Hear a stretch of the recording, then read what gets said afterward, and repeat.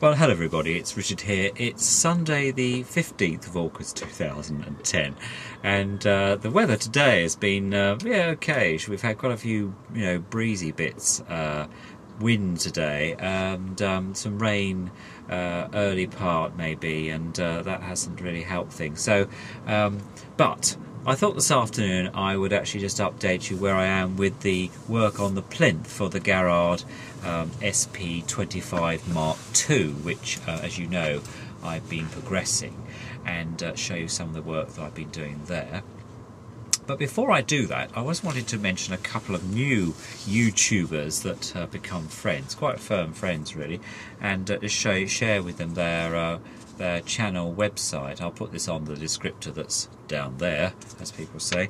One is pyestudiocolour, and that's my friend Neil, and he's doing some really good work actually on his channel. He's got he collects LPs, records, and also 78, and he's got the most wonderful Columbia gramophone, which he knows I've mentioned before, but I thought I'd mention it again. So he's one, and the other one is Brian. Now Brian is the guy who came on the Challenge Everest with me, and if you haven't watched those videos that I made, the 15, then please do, and they're on my channel.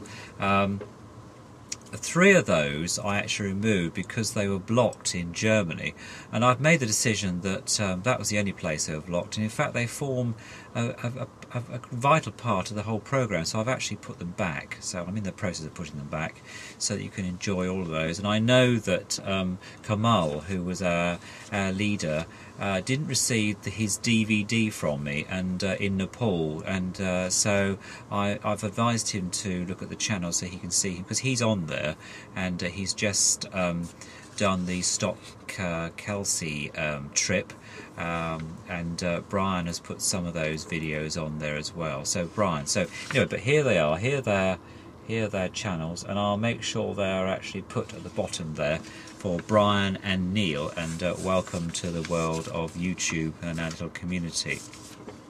Now, I've been doing some work on the Garrard plinth, and I remember last time I was talking about that long strip.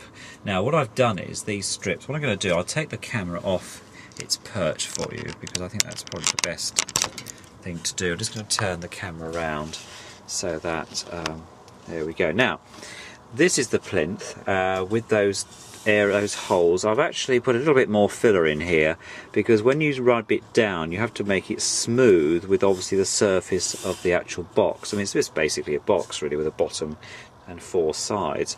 But what I decided to do was use these strips here, and I've actually stained them with the Ronseal wood stain quick drying teak stain, and these are going to go, if you can imagine, they're going to actually go, they're going to fit here. Okay, so if you can see that there, what I might do for you is actually, if I move the 4 sides, they're actually slightly different sizes out of the way, so which is interesting for measurements.